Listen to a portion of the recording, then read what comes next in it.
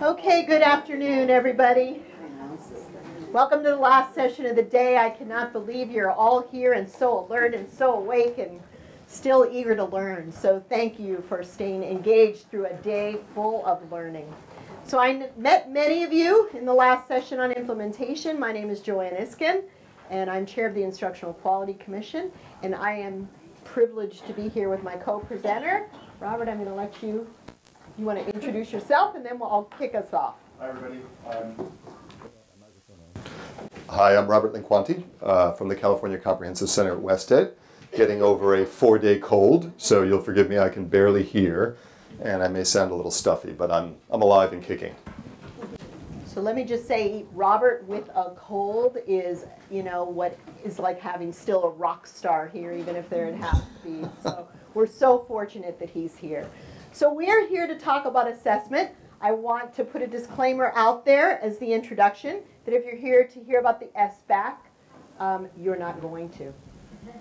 And the reason you're not going to hear about the SBAC, that's not what this session is about, is that we are going, really the message we're trying to send is that we, with the ELA-ELD framework, we're attempting to shift the paradigm away from teaching to the test and focusing on the test as the target and shifting our thinking to saying what we need to focus on is student learning, because if we focus on student learning, they will be ready for the test.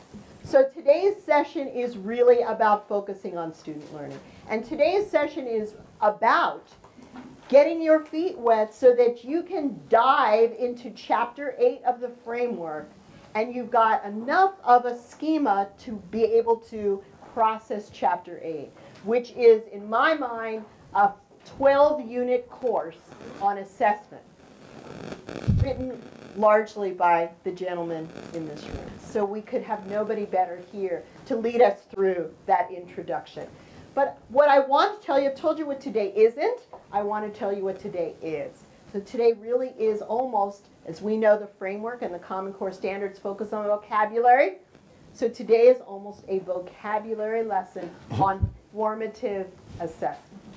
Because we know that when we say the words formative assessment, if we went around the room, we'd probably all define that in different ways. And if I asked you what does formative assessment mean in your school district or in your school, we'd probably all have different definitions. So what's most important would be we've achieved our outcome. If you walk out of this room today and we have a shared understanding of what the framework means when it talks about formative assessment, and you've got some ideas of what that might look like as you go back to do your work at home. So with that, I'm going to turn it over to the expert. Thank you, Joanne. Hi again, everybody. It's nice to see the hardcore here at the end of the day. And I just want to be clear here and give credit where credit's due. I made some contributions to this chapter, but the real architect was a woman and scholar by the name of Margaret Heritage, who is formerly with UCLA Crest and now works with Wested as a senior scientist. So we're very happy to have her, and we're very happy to have this session today to talk about this really vital topic. So let's just get an idea of what we're going to try and jump through. Everybody has the handout, I trust. There's actually 2 handouts, a small one-pager in addition to this. But what we're going to try and do, well, that was weird. What we're going to try and do is just put a bigger frame of how assessment is being defined in the ELA-ELD framework, and then really focus in on the form of assessment that is very often neglected or misunderstood because it is so integral to our practice in the classroom that we tend to not see it. But the chapter in the framework really brings it out and brings it into a high relief. And this is going to be vital not only for our teaching practice, but for the opportunities for learning that we afford students, and particularly for English learners, as I'll try and make the case for in here. So we're going to talk about what practices constitute this process, and then what kinds of approaches can be used that you'll see in the framework and elsewhere. What kinds of resources can we use to support it as well, okay? So let me just start with this image. And this is straight from the framework. And it basically represents an assessment system that you think about in 2 ways. One in terms of timing, time frames, When are we gathering evidence? And the purpose, what are we gathering it for, and what is it going to be useful for? Okay, and so these concentric circles, you'll see, we can sort of, these are different slices of time and different sort of grain sizes, so to speak. And so it runs from way out here, which is what we've been most often paying attention to, the summative annual assessment. You remember the CSTs, they're not that old. You can still remember them. Those annual assessments, and then the interim or benchmark assessments that may come up at the end of a unit, or that are given a couple of times a year, once a quarter, once every trimester, and so on. And then there is what we're calling the formative assessment process in the chapter. And that's really what we're going to focus on today. All of these are important, and all of them have their particular purposes and roles. But we're going to focus in on those forms of evidence gathering and assessment of student learning that are closest to the student, closest to where the student is in their learning. That's the critical piece here. That's the critical difference. So one question I want to ask you before I go further is, when you folks hear the word assessment, just let's play a little association game, okay? So just, call out the word. When you hear the word assessment, what do you think? Test. Data. Tracking. Test, data, tracking, external. Anything else? Time. Okay. Anxiety. Yeah, I like that. Yeah. Yeah, I feel it's a fear, loathing, that kind of thing. Yeah, I mean, we tend to think, because it's really part of our culture in American education, of assessment as a test.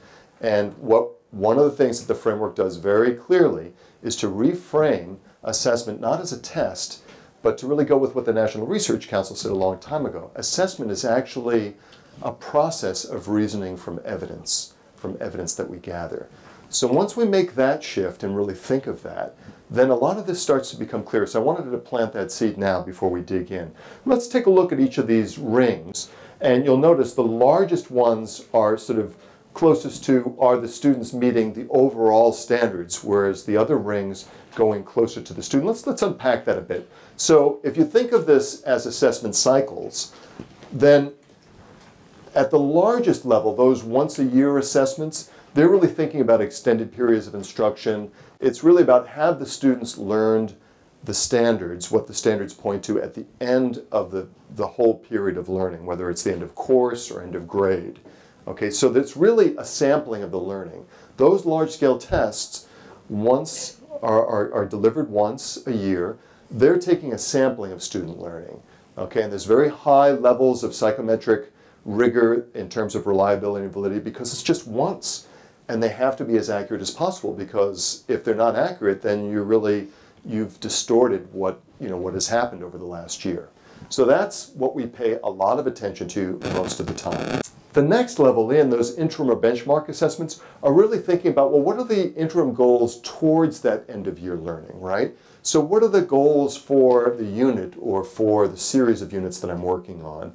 And again, they're assessments of learning. We're looking at what has happened after a period of learning and trying to sum up or capture along the way what has been learned. And there are real valuable purposes for that. You can sort of see what students have learned so far in the way, and maybe sort of using that information formatively, what does it tell us about maybe how we'll change practice the next time we teach the lessons or the unit, or what it tells us about what students haven't learned so that we can think about moving forward, what we'll do in the next unit to kind of cycle back around where another mini lesson may be required, and so on. But it's really, those are the interim goals, and they give us a chance to reflect back, but again, thinking going forward. The area that is really most standout in the framework chapter on assessment, and where the emphasis has been largely placed, is around these short-term lesson learning goals and informing immediate teaching and learning. And that's where we're going to focus today, because that is what is newest. So this chart, again, if we think of assessment not as a test, but as a process of reasoning from evidence that we're constantly gathering, then we can think of what the literature often talks about as assessment for learning versus assessment of learning. What's the difference here in these different forms of assessment? Well, this area, which really captures that short-term cycle, is about the act of assessing and assisting while teaching and learning are going on. So basically, this is where the teacher and student are working together, or students are working together. And what are the kinds of evidence gathering that tells us where the student is in their learning? And where is the gap in learning, right? Because there's no learning that occurs unless there's a gap between what the student currently knows and where they need to get to. And this assessment for learning is about helping that student by gathering evidence of what they're learning and seeing what the next step is for that student, and then giving hints or cues or guiding the student forward. It's not about giving the student the answer. The student is the learner, and the focus in the framework is on the learner. And it's only the learner that can do the learning. So this notion of how do I help the learner move forward by the kind of scaffolding or the kinds of responses that I give to the evidence that I've gathered is really integral to this. So it's a process. It's assisting immediate learning. The focus is not on measurement. It's not on accountability, except in the most internal sense about what my responsibility as a teacher guiding the learner forward. And it's about really the individual student and classroom learning. And it's happening while the learning is occurring. So this is before any kind of judgment of whether learning has occurred. We're assisting the student in their learning through this form of assessment practice. Okay? So it's happening during the instruction. So that is already a pretty significant difference from what we typically understand by assessment. This is what we've tended to focus on most often. And again, this is not one is better than the other. There are different forms of assessment for different purposes. The other, which we often think of as assessment, is assessment of learning, whether it's in the classroom when you give a grade or something like that, or you have a test at the end of or a performance task at the end of a particular period of learning to see whether the learning has occurred, what the student has mastered, for example, along the way. That could be measuring student progress or achievement. It can happen at the grade level school and so on. It's typically middle distance, so that's where those interim or benchmark assessments come. We like this, administrators like it in particular, because they want to know, is learning occurring? We don't want to just find out at the once a year, end of year assessment whether students have learned or not. We want evidence during the year that progress is being made. Okay, but that's after these periods of learning have occurred. And then finally, of course, we all know about the large-scale summative assessments, which are the big test, and Smarter Balance is one of those. So I want that to sort of sit with you for the moment being.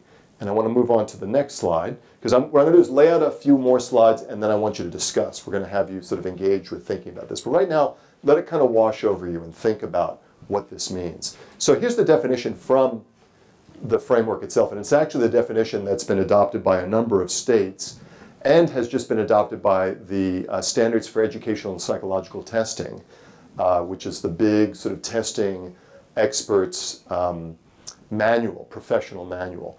So basically, formative assessment is a process used by teachers and students during instruction while learning is occurring that provides feedback both to teachers and students so that they can adjust ongoing teaching and learning so that students can improve in their achievement of the intended instructional goals. Okay, that's what formative assessment is. So what it's not then, let's think about what it's not. Notice, in all those words, we never said it's a test. We never said it's more frequent use of tests. We didn't say it was a score. It's not a one-time event. It's an ongoing process composed of practices. It's not something that happens after learning has occurred. That's an assessment of learning. This is while the learning is going on. And it's not something that only teachers do. This is something that students must be actively engaged in. And that means with the teacher, with themselves through self-assessment, and with their peers through peer-assisted assessment. So we're really going to dig into this a little bit and see what that looks like.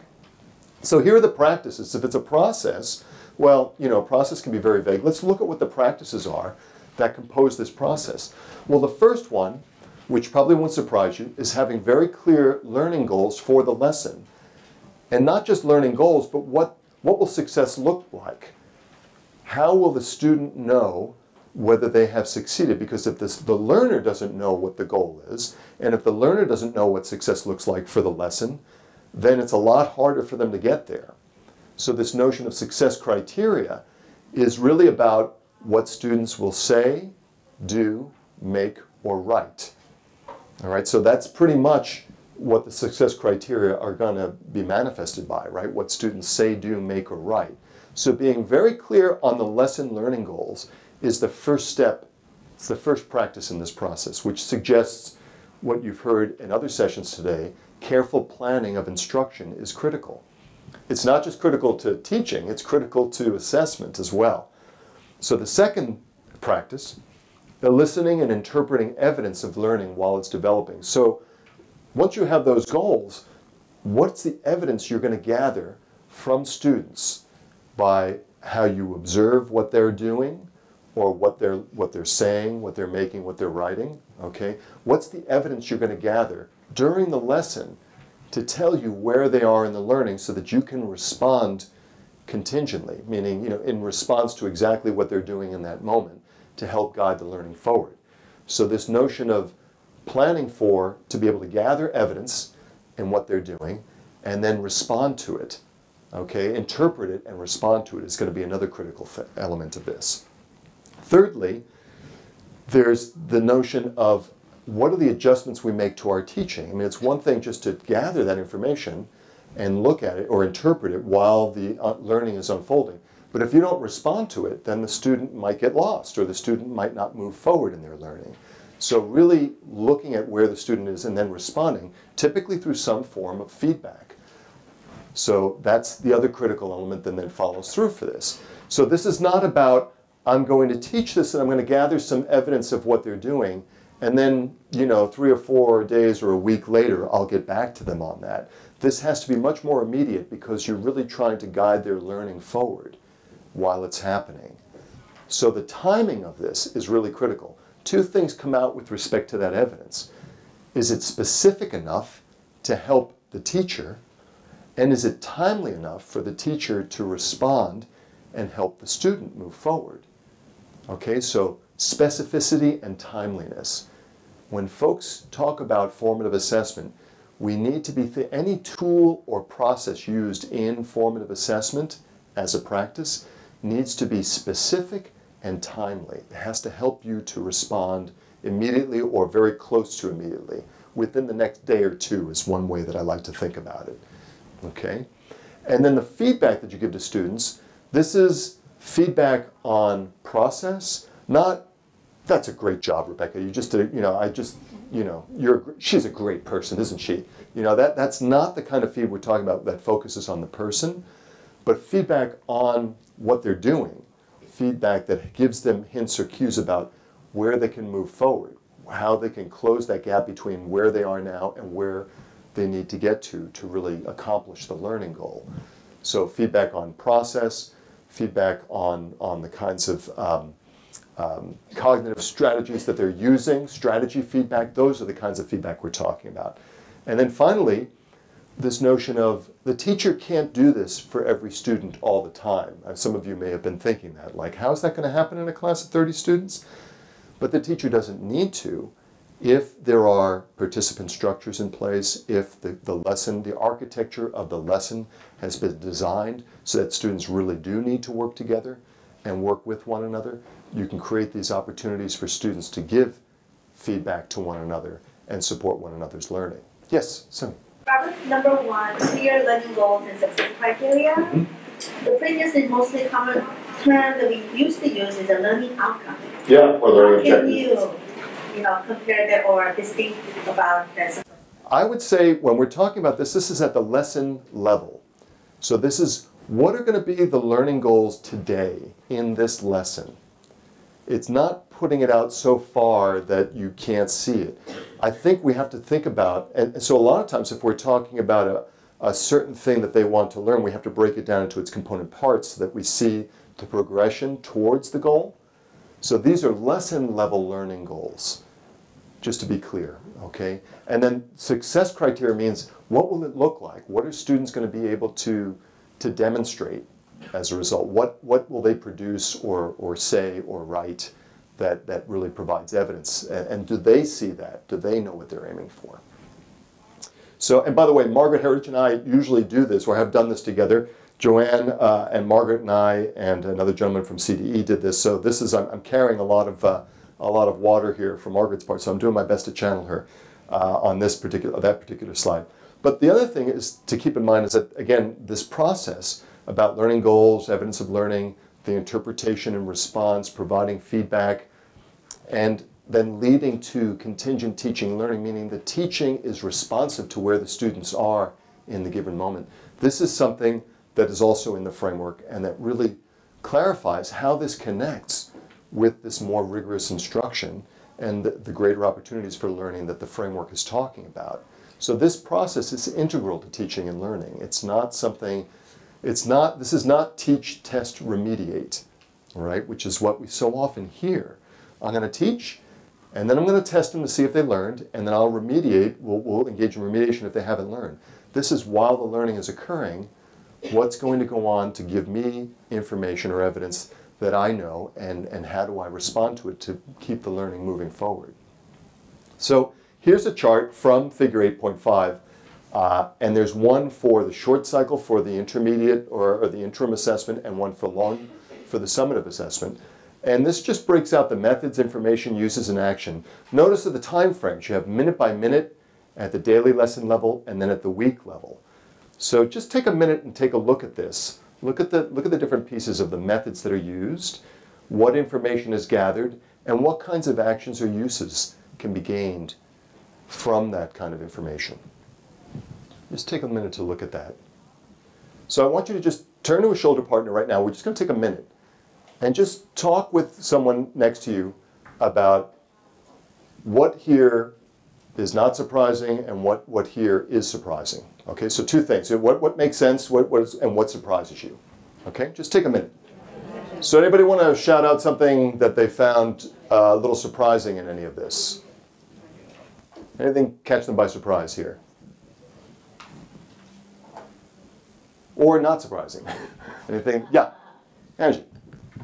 Oh yeah, sorry, we're going to speak into the mic because this is being recorded. So I would say refreshing. Uh-huh. Not so much surprising, and what became ever so clear is even more so a critical focus on language. Let's bring language in, right? And then we were talking about ensuring that the methods includes multiple modes, not just writing, but I guess writing is drawing. So it's, what are the different ways? So yes, multiple modes. Everything that a student is saying, doing, making, or writing, if there's an intentional plan to the lesson, this can all be evidence that's gathered to inform next steps. Yeah. Any other thoughts or observations, things that caught your mind? Yeah, please. So Christy and I were just talking about the difference between minute by minute and daily lesson, and what the distinction is, because it's a lot of the same language, and we were wondering the difference between the two, if there was something.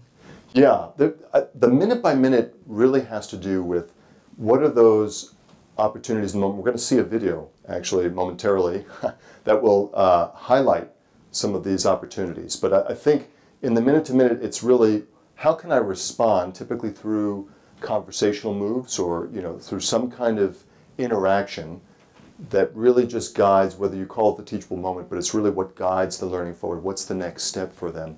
On the daily basis, it may be something that you're taking away from interacting with several students that gives you information about where the class is, so that you can sort of have a chance to aggregate and say, all right, maybe I need to do a mini lesson on this, because I noticed several students were struggling with this particular aspect of the lesson. So I think it has to do with how much time you're using and what you gather to sort of see a pattern emerge. So that's sort of one distinction. Yeah. I was thinking one of the things that is new is that part of formative assessment is student to student. And that a big component of it that we're not missing is that students need to know if they know, and know if the other students are there, whether it's critiquing the reasoning of others or whatever. So I think it's a really important part of it is it's not always teacher to student. Yes. And of course, I'm doing a terrible job modeling this because this is very sort of fronted right now. But I think one of the critical things here is I heard Linda Darling-Hammond say recently, we tend to think that teaching is about talking and learning is about listening. But when you look at the literature and the research on learning sciences, it's really through engagement, so that actually learning is more about talking, right? Sort of manifesting your thinking and exploring, getting yourself, or the actual doing. And teaching is more about observing and listening, so that you can then intervene and guide in just the right way. So it's really kind of flips around. And when we think about classroom observation, when we think about walking through classrooms and what we look for, what are we looking at? What are we looking for? I mean, if we think that, 30 heads sitting there and the teacher is espousing, teacher's doing all the talking, is that learning? Is that teaching? So really thinking about that. But the active engagement of the learner in the learning is one of the critical things that this frees up when you're engaged in these practices. Yes, anything? One more, yes. I think this approach really truly implies the importance of the teachers, like really truly creating very robust, intentional management of the classroom itself. In order for them to really walk around and try to listen to and to try to engage students to students and student to teacher to be able to assess or really adjust the lessons at the moment is based on how well they manage the classrooms. So second thing is also I think there's a very explicit way of really elevating the expectations to the rigor, and then based on the information, I saw the minute by minute and daily lesson is a full understanding. So I think that there is a more focus on the importance of really understanding where our students are, not only at their social, emotional level, but academic level, by be able to provide very authentic caring about their learning. So really critical pieces, and I really appreciate what you said, Sonia, about the professionalism of the teacher, or the role that the teacher is coming back into play. I mean, how many teachers in the room? I'm sorry, I meant to ask that at the beginning. How many classroom teachers in the room? Thank you for being here, guys. I know this is the heart of the matter, really, instruction. And site administrators, or, okay, coaches, okay, great. District staff, district support staff, great. County office folks. Okay, so we really do have a mix in the room. This notion of what the role that the teacher plays in assessment has been so eroded over the last 12 years, because we've actually suggested that assessment is a test that happens after learning and we'll let you know, or even after the period and we'll let you know. And what the framework is saying is that's part of it, but that's not the whole story. And this particular role of assessment for learning is essential and has been under-recognized. It's like no one's looking at it. And it's actually, I mean, so many people have said now, oh, the teacher, before it was like, just shut up and follow the script, right? It was, here's the pacing guide, here's what you're going to do. And now it's like, oh, wait, these new standards, hey, you're instructional leaders now. Go in there and, develop the curriculum and go at it. I mean, in a sense, it's just jarring for folks, but it's really getting back to what is the profession and what is it all about in terms of fostering learning of students. Let's take a look at questions that formative assessment can answer. So again, in the chapter, each form of assessment has key questions laid out.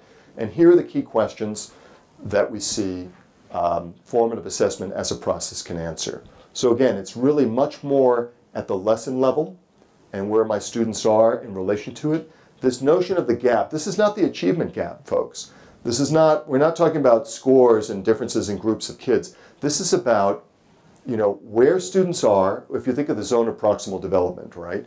Where students are in relation to the learning goal, what they can do with the assistance of a more capable peer or other, and how that scaffolding helps, that temporary scaffolding helps them to internalize and start to own the capacity to attain that particular learning goal. That's what really this is about. It's about highlighting those learning gaps so that someone, a teacher, a more capable peer, or the student themselves can take steps to close that gap. And what happens when that learning gap closes? Another one opens up, right? Because learning is continuous. So those are the kinds of gaps that are actually the sign of learning moving forward.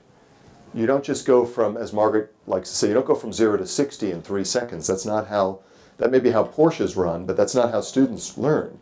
right? It's really, it is really a continuous process of moving forward, and it's not a straight line either. There's going to be very uneven or cyclical ways of doing it. In fact, the standards themselves are designed cyclically because they spiral through at higher levels of abstraction and sophistication. That's what we're engaging our students in as well. So what the difficulties are, being clear, seeing what those are, seeing what any missing building blocks there are, how I can adjust my teaching in the moment to ensure that they learn it, and what they need to do to move forward. These are the kinds of questions that they can answer. The final distinction of this mini lesson that I want to draw out before we give you a chance to kind of reflect on this is the difference, and this has been very confusing for folks, because they hear constantly, we're going to give formative assessments, and then we'll know what to do better, right? Common formative assessments. We're going to give these benchmark assessments, and then that's going to be that's our formative assessment, and then the end of the year. And it's just this use of the term in this country is very different from elsewhere. In other countries, they talk about assessment for learning and assessment of learning, and that really clarifies it. Here we talk about formative assessment, but a lot of times it's blurred between formative assessment and the using assessments of learning formatively. So I want us to reflect on this for a minute. What's the difference? Well, you've heard just a quick description of what the formative assessment process is, but this other use where you actually give a test at the end of a period of learning, and then you sit down together and look at it, the results at the grade level or at the department level, and reflect on who met the unit goals or the learning goals, who needs help, what we might do next time to improve when we teach this lesson. That's all legitimate practice. That is a formative use of assessments of learning. But that's different from formative assessment as it's defined in the curriculum framework. Both are important, but don't confuse one with the other, because then what we do is we just completely disappear once again this practice of pedagogy and this opportunity to engage students in their learning while the learning is occurring. And that is really vital. There's a lot of research that suggests if you focus on those component practices of formative assessment, that really does accelerate student learning. Okay, so do you hear the distinctions between the two? Does this make sense? That's very, very important, because a lot of folks will come in, particularly district administrators or board members, and again, they've been many times, there are people that sell products. There are companies that sell products called formative assessments. Here they are, right? So we really need to be clear, if we can, in what the focus, what the purpose, and what the uses are of different forms of assessment evidence. Okay, so what I'd like you to do then is just go back to that figure 8-5. All right, we've looked at those things, but I want you to spend another couple of minutes now that you've sort of heard me talking, and just reflect. How is this definition of formative assessment similar or different to the current understanding in your districts or school? How do these methods compare with what happens in your district or school? Do you see any evidence of these things actually happening right now? Are they recognized as such? And finally, what thoughts or questions do all these things bring up? So let's just take 5 minutes and discuss in groups of 3 if you can, but 2 if that's okay. All right? Okay. All right, let's come back together. Finish up that thought. So we want to make sure we have time for the video, where we're going to sort of take a look at some of these principles in practice. So what, anybody want to just share out? I heard some interesting things, but I won't put anybody on the spot just yet. Anybody want to sort of reflect on any of these questions, answers that they were sort of bouncing around? There's the time. Okay, yeah, it's going to be a bluesy session, I'm telling you. It's the cold, I guess. So, what do you think? Yes? So I just shared in my group that we were having a discussion last week, and we were saying how we use the DRA, for instance. Mm-hmm. And what everybody familiar with the okay, I figured. Okay, and what came up was someone says, "Oh yeah, well we use it this way, but that's not really what it was meant for." And I'm a math toast, and I said, "Boy, I really learned something." Yeah. Because maybe we don't even understand how we're using, because we haven't really used assessments or defined them, or we've twisted them into something, right? Yeah. Because this is what we had, so we're going to make do. And so I think that, adding that adds to some of our confusion about what assessment is. And I also just to add what you said about how teachers now have to recognize, well, this is stuff you've been doing all along, and now we commend you for it. There's a line that I think it was David Pearson shared with me, and he was quoting somebody else. I don't remember who. David's at Berkeley, and he said the line was, "Don't ever send an assessment in to do a curriculum's job." And you know, a lot of times that's what we have tended to do. The other thing that occurs to me, which you know I worry about, is another line from the assessment from the testing industry, is to say we set out intending to measure what's important, and we end up calling important that which we can measure. Okay, so I mean these are like caveats to remind us there are limitations to those forms of assessment. They're good for some things, and they're less strong for others. But what teachers gather from their observation and for what they do minute to minute with students day by day is something that is like a rich gold ore that we have been throwing away, I think. Yes, in the back. And please wait for the mic to get to you because we're recording the session. For our district, I think we've used a different vocabulary. We've used check for understanding for these small checks that go on during instruction. Right.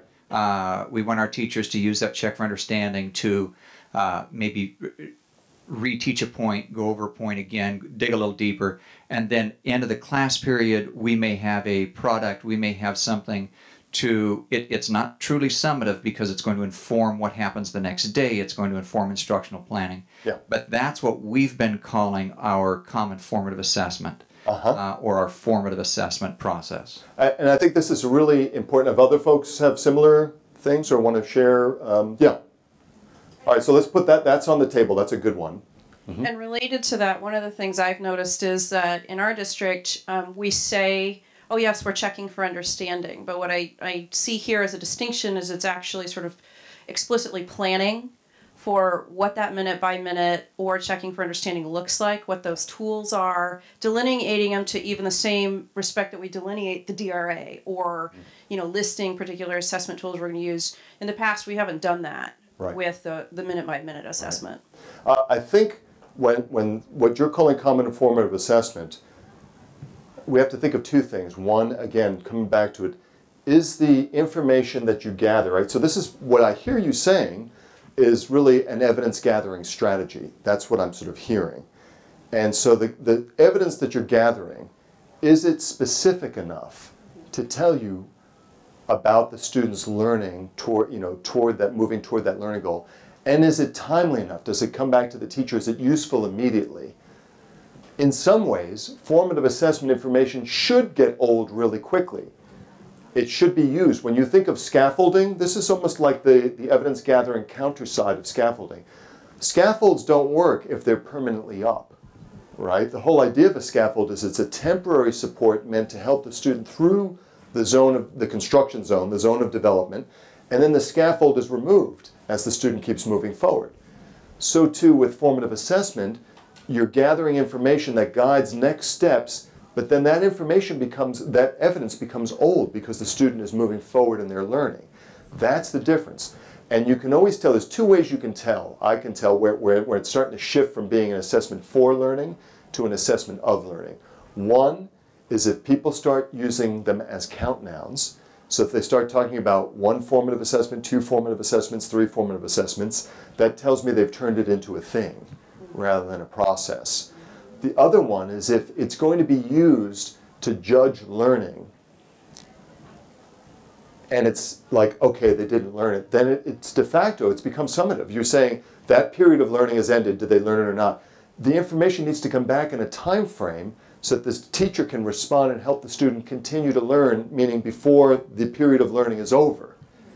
And that's why we kind of capped it at a week, because within a week, there's, when you think of lesson design and how things unfold over that time period, that's pretty much sort of the borderline of where you want to be thinking about this process. Otherwise, it's just too distant. Okay? Now, again, this may seem like counting angels on the head of a pin or splitting differences, but it's so vitally important because the risk, the thing that we have to be careful about, it's the minute you turn assessment into a thing, a test or an event, then it becomes external to teaching.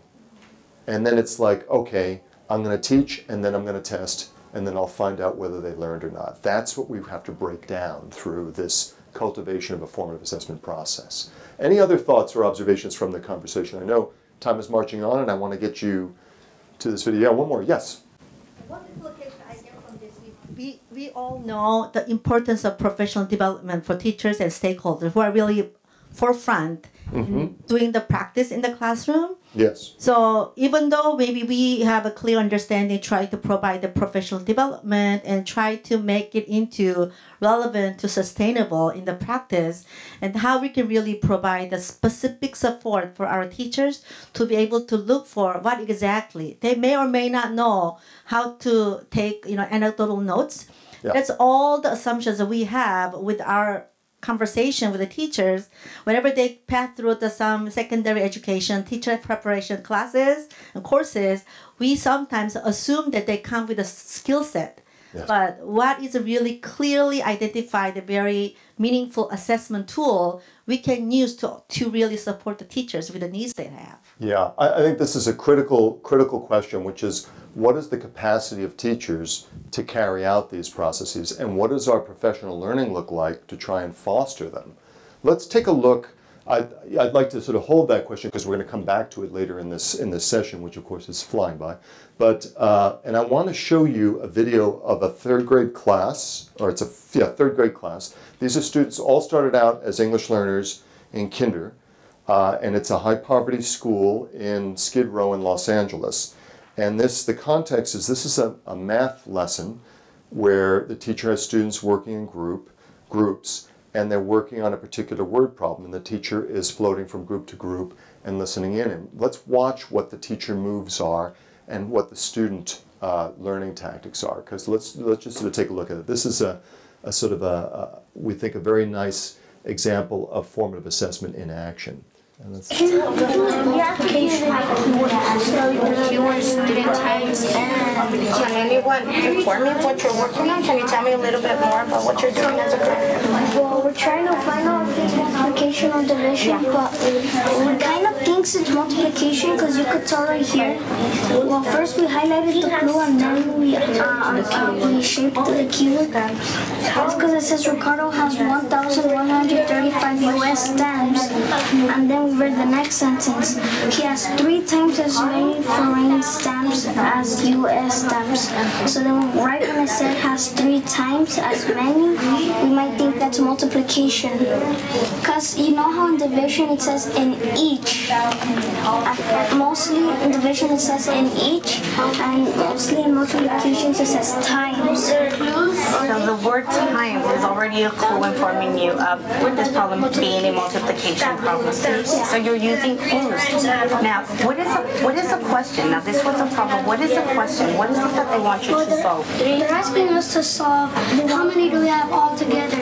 Like all of them, 3 times as many as 135. That would almost be like adding 135, 135, 135. But since we're working on multiplication and division, we have to do it the opposite way. That means dividing to find out the answer, to get 3 times as many as 135. Daniel, when you were reading the question, and I'm going to have you read it one more time, and I'm going to ask that the rest of us just listen to while he's reading that question, and I want you to really notice to what he's saying and see if we can find any other keywords within that question. Okay, go ahead, Daniel. How many stamps does he have all together? So how many stamps did he have all together? Well, there's actually 2. Oh, okay. There's all together. We want to find how much does it equal and how many. So the word altogether informs you of what? They're asking us how much does it equal? How much is like addition? So this problem, it started off as multiplication when listening to you, that you felt that this was really a multiplication problem while looking at the word timing. But as Daniel reread the question, it really seemed that now it's an addition problem. And a multiplication problem. Do you think it might be both? We could probably put them both together and solve it. Do you think that's what they're asking you to do? Are those the next steps? Yes. Yeah. So maybe multiplication and division? I'm going to leave that one up to you. I want to see what you come up with. Sometimes multiplication could be close to division because sometimes you don't always have to multiply. You could like just add, keep on adding. Like, it says 3 times, so then you could do 1,135, 1,135, and 1,135, and then you'll find the sum. Does anyone know what we call that when we add a number over and over and over? Pretty close. Called repeated addition. Do you remember the term repeated addition? Yes. Why don't we first we do the problem as multiplication, then the next problem we do it again, but this time addition, and the last one we can do it as division. So if we have it all the same, then it's our answer. I'm going to leave that one up to you as a group, and I want you to really think, what would be your next step? And determine if you would use those 3 steps. Would you start with multiplication and then add? And if that's the case, what would you multiply and what would you be adding? Okay, go ahead, continue. And I'm sorry I did not set this up in the best way possible. I would have said, what features of formative assessment do you see, and what participant structures and routines are in place in the classroom? So just take a couple of minutes and reflect on those questions with your group, okay? Just think about that. So let's come back together. Obviously this session is sort of a quick drink from a fire hose, but it's just a taste. So if you can hear me, clap your hands once. If you can hear me, clap your hands twice. Yes, it works with first graders, it'll work with all of us, right? So some really rich discussion, and I think let's just sort of dip in and hear a couple things. Kristen, I really liked what you were saying, so I'm wondering if you'd be willing to share some of your observations. No, actually it was the woman behind you, but if you're Kristen, you can talk too. Sure. I was just saying that she took the time to really get to the meat of what their thinking was. She didn't just say, what do you think you should do? What are the keywords? Okay, I'm checking it off on my list and I'm moving along, because that's not going to give her any information about what she needs to do next. So she took the time to really sit and talk with those students and understand what their thinking was. She's got a clear idea of what their misconceptions are, of where they're still unsure of things, and she really took that time to get to the bottom of their thinking. Mm-hmm. She did it while she didn't have them do the problem and after the fact, well, what do you do? Oh, well, that's all wrong. I should, you can't do it. But she really took that time to figure out and listen to the students, and she helped kind of draw some things out. She didn't get quite all the information she wanted, so she asked some guiding questions for them to get the information she needed, and that gave her what she needed for her next steps. If she had just done a superficial quick check or hadn't taken the time with the group, she really wouldn't know what those boys needed next. So that was actually gathering evidence. And where did the time come from? Yes, please. I just like to add that, she took on like a more facilitative role instead of saying that, okay, now I want you to do this and go figure it out. But then I also thought from the secondary perspective is that, she took the time to probe the students. But I thought there would be great value for students to learn how to probe each other. But yet, these are elementary school students. I'm thinking about secondary students. Where, because, you can't wait around for a teacher to come and probe you, right? Asking probing questions. But then it'll be valuable for students to learn how to ask each other. So what makes you think that? Can you point to an evidence or, something like that? I think that would be very valuable. And what was going on in the background? Did anybody notice? I think it was what you were talking about, which is those students, there were norms and routines and participant structures in place. The culture of the classroom is a collaborative learning culture. I think even in that grade, the 3rd grade, if you go around, you'd actually see students were probing and asking questions of each other. so that what the teacher was modeling, the students were taking up among themselves. Other observations are the really key things. She was gathering evidence.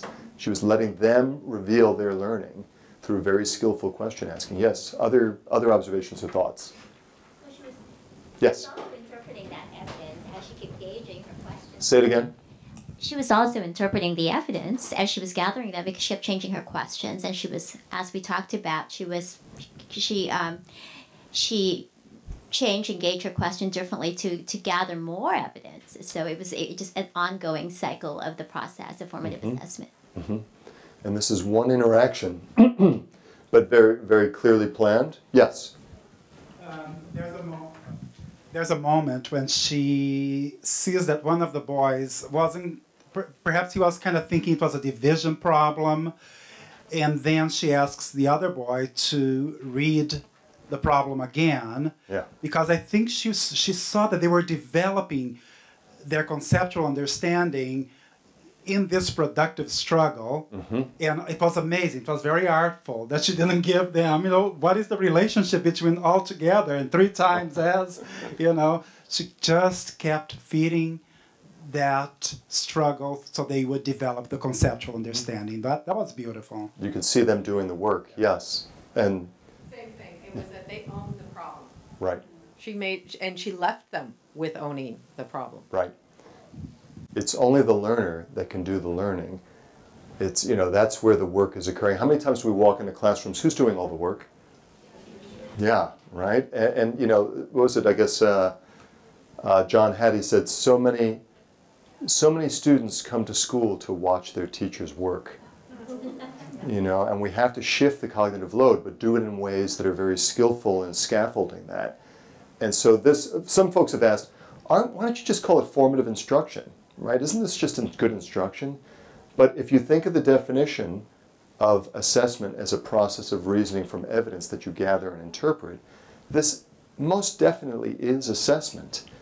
And in this environment that we work in, we have to recover that as assessment, because otherwise we always think of assessment coming after the learning. I mean, we have to recover that for our teachers. So I know time is marching by. This is usually a 90-minute session, so anything else that if someone doesn't sort of raise the point or make the point, they're going to have heartburn. Because we have a few things. I mean, obviously what comes out of this is that this is a huge shift for many folks, but I do think that this is where the energy from teaching comes, because it's not all give, but if you design the architecture of lessons and the structure, and you engage in these practices and develop capacity in these practices, the learning multiplies exponentially because you have students serving as resources to one another, and they're doing the thinking and the learning. So you can shift into the observation mode.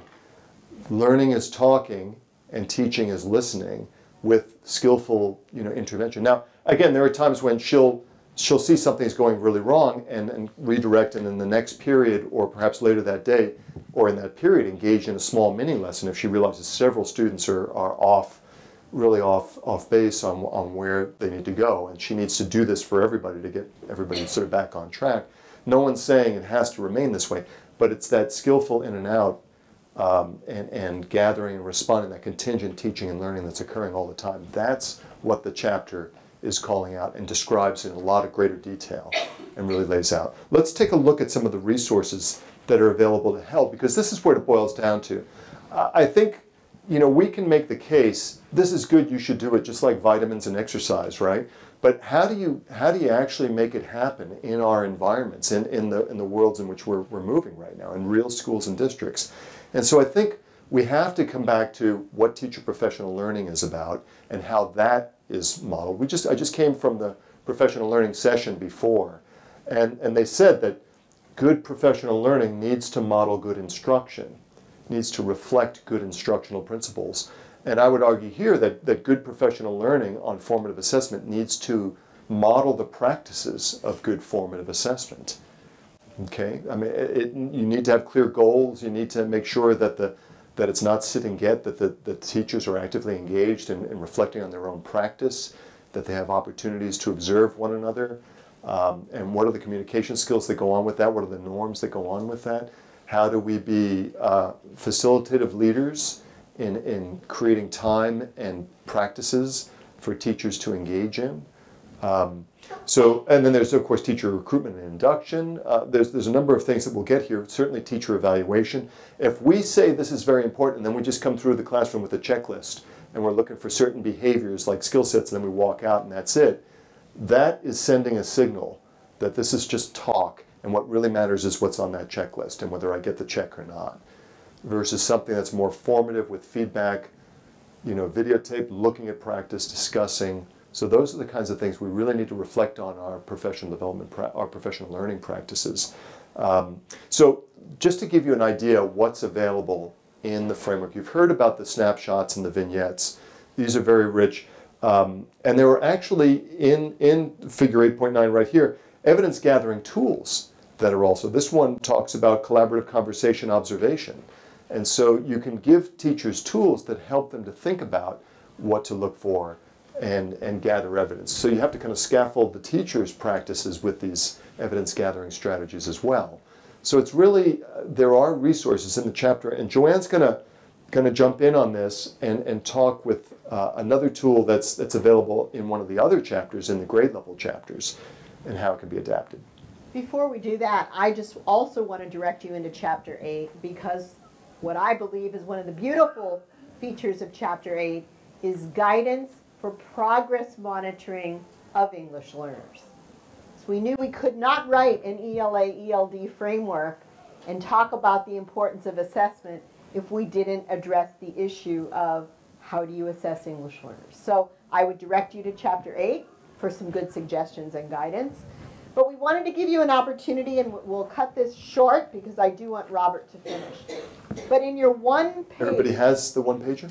Have your one-page handout? Okay, great. Thanks.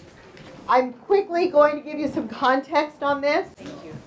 Okay, here we go. This is a piece of a very long vignette in Chapter 6. I believe it's 6.5. And I would direct you to 6.5, which is the middle school chapter, because it's a beautiful example of an instructional unit that's been built through a collaboration of the social studies teacher, the ELA teacher, and the ELD teacher for designated ELD time. So you'll see a full description of the lessons that they all do. You'll see a full description of the unit. What I see that isn't on here are the learning goals, which we need to have on here so that you can see them. But we wanted to give you an opportunity also to see, how does a teacher plan for formative assessment in the course of a unit? So clearly this is a unit of instruction. So what would come out at the end of this would be a unit assessment. And if you look at day 10, this is a unit on studying freedom of speech. They read Tinker v. Des Moines. And you see how the ELD teacher supports that in ELD time. But you see it's an individual letter that's being written by the students. But you see the lesson sequence that leads up to that. So we wanted to give you, and we'll give you maybe just a minute or two, to look at the first few days, just day 1 and day 2, and look at all of the opportunities for formative assessment that will give the teacher immediate feedback and evidence for where they need to intervene to do further scaffolding. Just highlight or underline some evidence. Okay. So do a couple minutes on that. Yeah, just a minute or two on the first couple days so you see how one can plan opportunities. And remember, formative assessment, anything that students say, do, make, or write. So we're actually, just to give you some, that's just a bit of experience.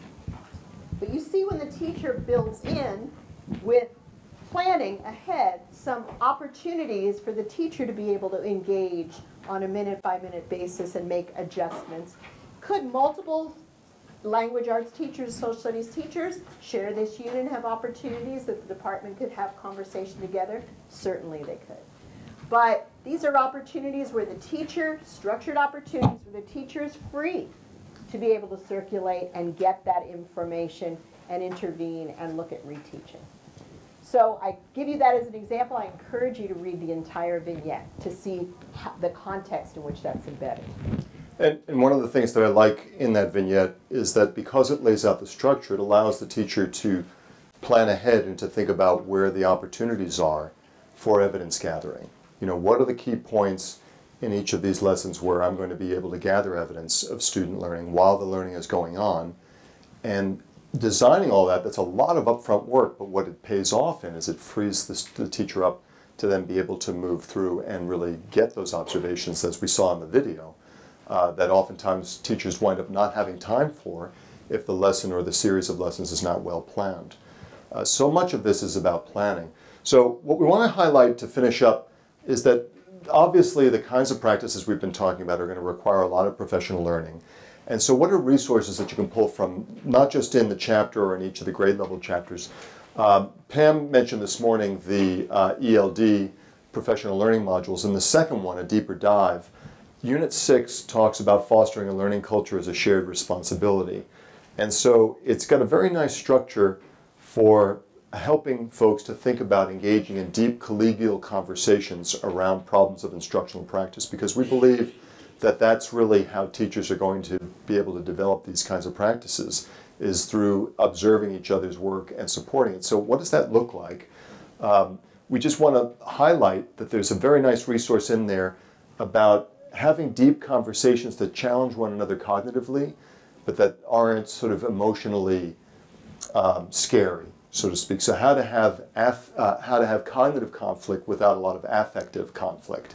And it's structured around some key questions that can be used in collaborative inquiry groups, and obviously you can read these on your own, but they're very thoughtful in terms of how to create an environment where the focus is on the work, the focus is on what the students are doing in the classroom, and keeping the focus on the practices versus on the person. So again, modeling the kinds of formative assessment practices that we talked about, where you're giving constructive feedback that focuses on process or strategy rather than on the person is one key thing here. Because we know a lot of times opening up your practice to public view can be very scary.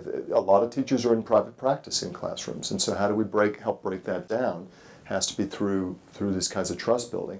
The other thing that came out really clear in the measures of effective teaching studies around how do you predict, or how do you determine teachers that are truly effective with their students, is the use of student perception surveys. And this is a very powerful tool in formative assessment, where basically, and this is an example from Rick Stiggins and Jim Popham's 2007 piece, which is online, and it's actually on that module.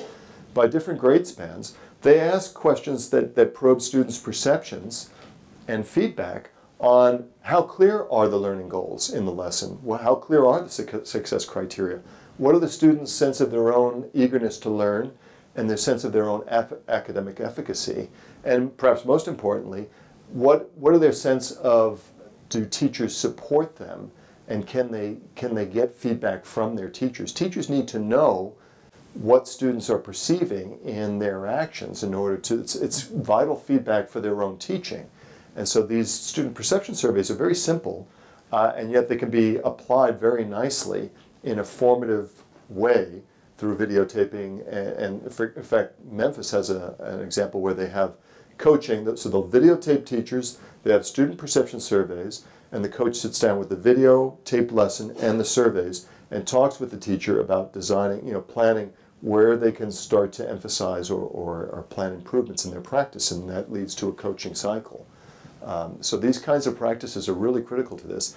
There's the the Smarter Balanced Digital Library, which I would advise. The state has made it available to all educators. There are resources in here, but we need to take a critical stance and ask, anything that's available in this, is it useful, is it timely, is it aligned to what we are engaging in our lesson? This is not something you want to drive your formative assessment process. This may be one source of evidence gathering tools that you might consider for ideas, but this is not about the tools. This is really about the process and the strategies that we've talked about. So, but lots of teachers have looked through these, and it's available for you. But I would say, you need to be a critical consumer of it, like anything else that's out there. And then finally, again, given the time, we're past time. Just as you step away from this, think about what your current classroom, school, and district assessment practices are, and how you can foster this kind of formative assessment practice in your classrooms. What supports would need to be in place, and what challenges or obstacles are in place. Any final thoughts or considerations? I'm sorry that we've run short on time, but I think we've had a rich discussion. Any final questions or thoughts or observations? Yes. I think I was making the connection between the role of the teacher that we started to talk about at the beginning changing. And I think if we look towards early childhood, early childhood teachers have this idea of living the life of a researcher down pat. Yeah. And they live the life as researchers, observing children, being very cautious and scripted, cautious and aware of documenting and writing down the things that children say, and really understanding the cognitive processes. So I always like to see when the elementary, middle, high school, environment really can incorporate and know that many of those practices have never stopped in the early childhood classroom. So shout out to those teachers. That's a really interesting observation. I think there is a lot we can learn from early childhood folks in terms of their gathering evidence. All right, folks, thank you so much. That's a great note to end on. Thank you very much for that time.